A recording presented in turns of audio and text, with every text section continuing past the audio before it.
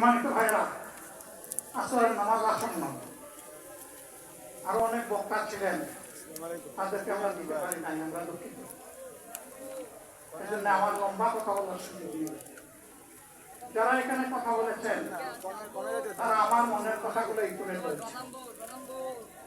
আমি শুধু বলতে চাই, আগামী বাংলাদেশটা কেমন হবে? আমি বলি আরেকটা লড়াই হবে ইনশাআল্লাহ। একটা লড়াই হয়েছে ফ্যাসিবাদের বিরুদ্ধে, আরেকটা লড়াই হবে দুর্নীতির বিরুদ্ধে ইনশাআল্লাহ।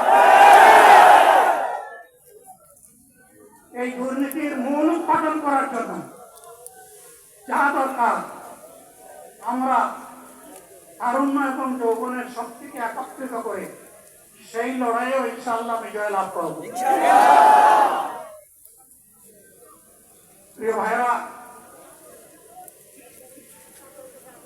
জামাতে ইসলামী যে দুর্নীতিমুক্ত সমাজ গড়বে তার প্রমাণ কি?